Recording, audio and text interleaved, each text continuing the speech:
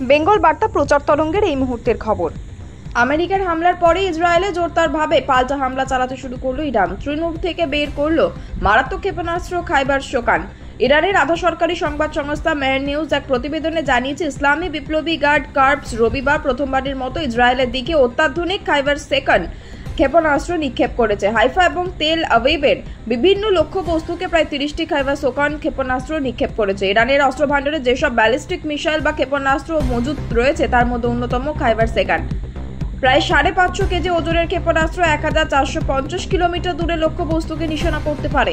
লক্ষ্যবস্তুকে আঘাত হানার সঙ্গে সঙ্গে ক্ষেপণাস্ত্র থেকে ছড়িয়ে পড়ে অসংখ্য ছোট ছোট স্প্লিন্টার, তা বিস্তীর্ণ এলাকাকে ধ্বংসস্তূপে পরিণত করে।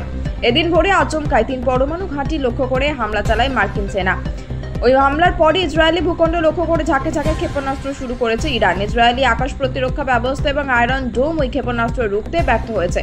সাইরেন না বাজে অনেকেই নিরাপদ আশ্রয়ে যেতে পারেন। ইরানি ক্ষেপণাস্ত্রের আঘাতে গুড়িয়ে দিয়েছে তেল আভিভের একাংশ, ধ্বংসস্তূপে পরিণত হয়েছে একাধিক এলাকা। ইরানের হামলা থেকে বাঁচতে অনেকেই বাংকারে আশ্রয় নিয়েছেন। ইসরায়েলি সংবাদ মাধ্যম টাইমস অফ ইসরায়েল জানিয়েছে, কার্মেল, হাইফা, তেল আভিভ ও ইসরায়েলের উপত্যঞ্চলের 10টি স্থানে ইরানি ক্ষেপণাস্ত্র আঘাত লেগেছে। তাতে আহত হয়েছেন শতাধিক। বেশিরভাগ এলাকায় সতর্কতা জারি করা হয়েছে। উত্তপ্ত হয়ে উঠেছে মধ্যপ্রাচ্য। এমনিতে ইরান ও ইসরায়েলের মধ্যে সংঘর্ষ চলছিল, কিন্তু মার্কিন যুক্তরাষ্ট্র ইরানে আকস্মিক আক্রমণ চালানোর পর অনেকেই মনে করছেন প্রকৃত অর্থেই বিশ্ব হয়তো এগিয়ে চলেছে তৃতীয় মহাযুদ্ধের দিকে। তারপর মাছ না পেয়ে ছিপে কামড়ের মতো ইরান হামলা চালায় ইসরায়েলে। নিরাপত্তার চাদরে ঢেকে ফেলা হয় ইসরায়েলকে। পাল্টা খামেনির দেশে আক্রমণ চালিয়েছে নেতানিয়াহুর দেশ। ইসরায়েলি বাহিনীর সাম্প্রতিক বিমান ও ড্রোন হামলায় প্রাণ গিয়েছে ইরানের 2 ক্রীড়াবিদের। তাদের মধ্যে একজন ক্যারাটে খেলোয়াড় হেলেনা গোলামি, অন্য একজন বক্সার রুহুল্লাহ সালেক। ইরান সরকারের বক্তব্য অনুযায়ী ইসরায়েল যেভাবে হামলা চালাচ্ছে তার নির্মম। এমন আগ্রাসন কোনো শুভবুদ্ধি সম্পন্ন দেশ চালায় না। হেলেনা গোলামি লোরেস্তান প্রদেশের বাসিন্দা। তিনি পেশাদার ক্যারাটে খেলোয়াড় ছিলেন। তার মৃত্যু হয়েছে ইসরায়েলি হামলায়। হেলেনা গোলামিকে ইরানের ক্যারাটে ফেডারেশন শহীদ ঘোষণা করেছে। জানিয়েছে, এমন একজন খেলোয়াড়ের মৃত্যুতে ইরান শোকাহত। রুহুল্লাহ সালেকও দেশের হয়ে ন্যাশনাল লেভেলের বক্সিং খেলতেন।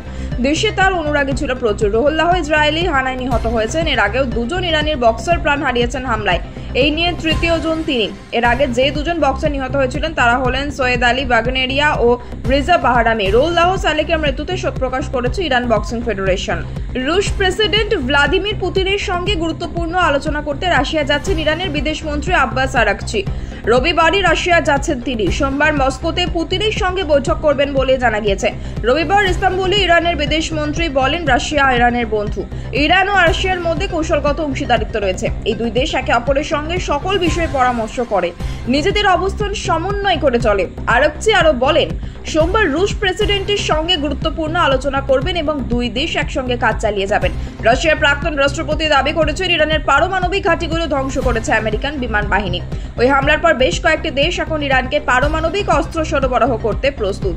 ইরানের বিদেশমন্ত্রী জানিয়েছেন, মার্কিন যুক্তরাষ্ট্র কূটনীতির সঙ্গে বিশ্বাসঘাতকতা করেছে। দেশের আত্মরক্ষার জন্য কথা বলতে মস্কো যাবেন। রাশিয়ার প্রেসিডেন্ট ভ্লাদিমির পুতিনের সঙ্গে বৈঠক করবেন। রবিবার ইরানের পরমাণু ঘাঁটিতে হামলা চালিয়েছে মার্কিন বিমান বাহিনী। 3টি পরমাণু কেন্দ্রকে ধ্বংস করেছে তারা। পাল্টা প্রত্যাঘাত হিসেবে ইসরায়েলে হামলা চালিয়েছে ইরান। এই পরিস্থিতিতে দেশের অবস্থান নিয়ে রাশিয়ায় যাচ্ছে ইরানের বিদেশমন্ত্রী। ইরানের মার্কিন যুক্তরাষ্ট্রের হামলার দিনে আব্বাস আরাকচির রুশ বড় কি সফর কোনো ইঙ্গিত হতে চলেছে? বিশ্ব রাজনীতিতে বড় প্রশ্ন উঠছে। ইরানের বিরুদ্ধে আমেরিকার আগ্রাসনের বিরুদ্ধে গোটা বিশ্বের প্রতিবাদ করা উচিত। মার্কিন যুক্তরাষ্ট্রের পারমাণবিক চুক্তি ভঙ্গ করেছে। সামরিক হামলা চালিয়ে আলোচনায় বাধা দেওয়া হয়েছে। বুধ অথবা বৃহস্পতিবার বঙ্গোপসাগরে একটি নিম্নচাপ ঘনীভূত হওয়ার সম্ভাবনা রয়েছে। দক্ষিণবঙ্গে রবিবার পূর্ব বর্ধমান, নদিয়া, হুগলিতে বৃষ্টিপাতের সম্ভাবনা। সোমবার দক্ষিণবঙ্গের সব জেলায় বৃষ্টিপাতের সম্ভাবনা। রবিবার আলিপুর আবহাওয়া দপ্তর পূর্বাঞ্চলের সতর্কতা।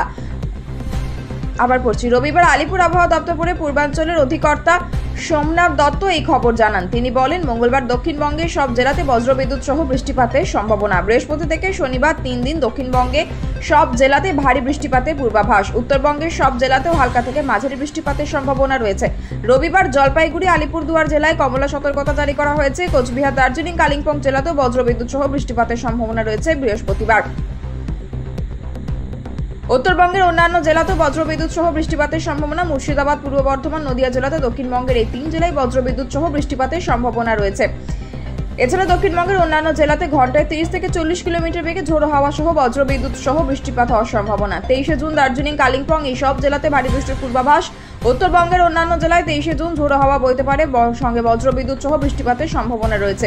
23শে জুন আলিপুরদুয়ারে জেলায় ভারী বৃষ্টির সতর্কতা জারি হয়েছে। দক্ষিণবঙ্গের সব জেলায় 23শে জুন ঝোড়ো হাওয়া বাইরে ও সঙ্গে বৃষ্টিপাত হবে।